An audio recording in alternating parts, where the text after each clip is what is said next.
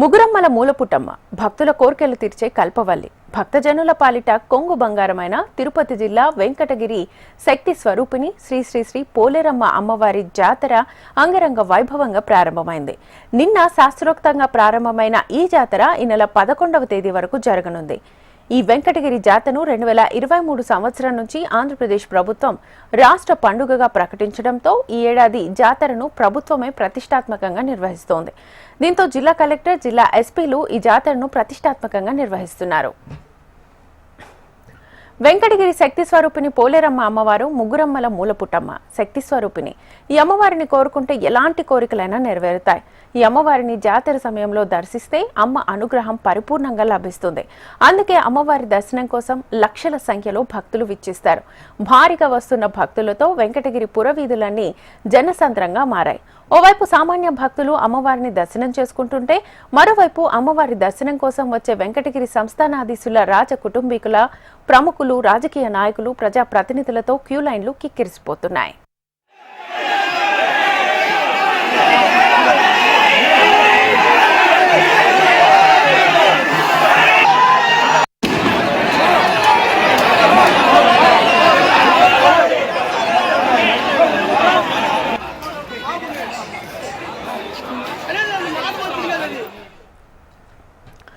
ఈ జాతర మహోత్సవాన్ని ఏపీ ప్రభుత్వం రాష్ట్ర పండుగగా గుర్తించడంతో పోలేరమ్మవారికి ఆంధ్రప్రదేశ్ రాష్ట్ర ప్రభుత్వం తరఫున దేవాదాయ శాఖ నుంచి సారెను వెంకటగిరి నియోజకవర్గ ఎమ్మెల్యే ఆనవాయితీగా సంప్రదాయబద్ధంగా తీసుకొచ్చి సమర్పిస్తారు. పోలేరమ్మ అమ్మవారి జాతర ఎన్నో శతాబ్దాలుగా జరుగుతోంది. 1714వ సంవత్సరంలో ఇక్కడ జాతర జరిగినట్లుగా చారిత్రక ఆధారాల ద్వారా తెలుస్తోంది. 1917వ సంవత్సరంలో వెంకటగిరిలో కలరా వ్యాధి తీవ్రస్థాయిలో వ్యాపించి పెద్ద సంఖ్యలో జన నష్టం జరిగింది. అప్పటి వెంకటగిరి సంస్థానాధిపతి భారీ ఎత్తున శీతల యాగం జరిపించి ప్రజల సంరక్షణ కోసం పట్టణంలో అష్టదిగ్బంధన యంత్రాలను స్థాపించారు. ఆ తర్వాత 1919వ సంవత్సర ప్రాంతంలో శ్రీ పోలేరమ్మ అమ్మవారి జాతరను ఎంతో ఘనంగా జరిపించారు. నాటి నుంచి ప్రతి ఏటా జాతర చేయడం ఆచారంగా మారింది. 1992వ సంవత్సరం నుంచి ఈ జాతర నిర్వహణను వెంకటగిరి గ్రూప్ దేవస్థానాలు దేవాదాయ శాఖ ఆధ్వర్యంలోకి వెళ్లింది. అప్పటి నుంచి ఈ జాతరను అంగరంగ వైభవంగా నిర్వహిస్తున్నారు.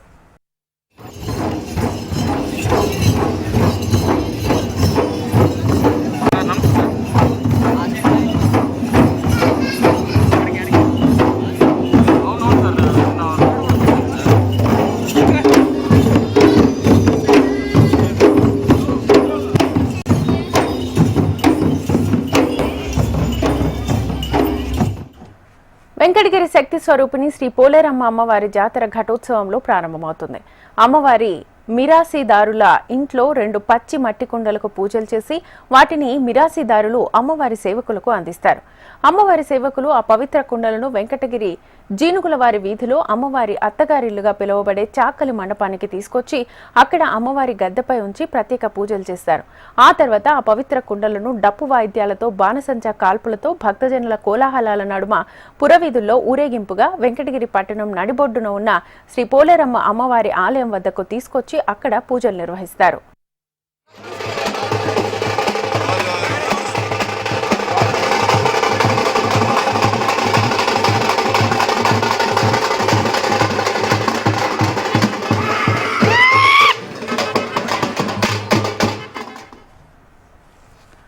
అమ్మవారి ఘటం కుండలను తొలుత వెంకటగిరి సంస్థానాధీశుల రాజభవంతికి తీసుకెళ్తారు. ఆ పవిత్ర ఘటం కుండలకు తొలి పూజ రాజకుటుంబీకులదే. ఆ పూజల్లో వెంకటగిరి సంస్థానాధీశులు తమ పరివారం చేత భక్తి శ్రద్ధలతో నిర్వహిస్తారు. ఆ తర్వాత ప్రతి ఇంట ఈ పవిత్ర ఘటం కుండలను దించుకుని భక్తజనులు ఎంతో భక్తి శ్రద్ధలతో పూజలు నిర్వహించి ఘటం కుండల్లో అంబళ్లు పోస్తారు. ఇలా ఈ ఘటోత్సవం 4 రోజుల పాటు నిర్వహిస్తారు. ఆ తర్వాత అమ్మవారి జాతర మహోత్సవం 2 రోజుల పాటు సంప్రదాయబద్ధంగా నిర్వహిస్తారు. ఈ 2 రోజుల్లోనూ వెంకటగిరి ప్రధాన వీధుల్లో జరిగే జాతర సాంస్కృతిక కార్యక్రమాలు, బాణసంచ వేడుకలు భక్తజనులను విశేషంగా ఆకట్టుకుంటాయి. ఎటు చూసినా జనసందోహమే ఈ జాతర.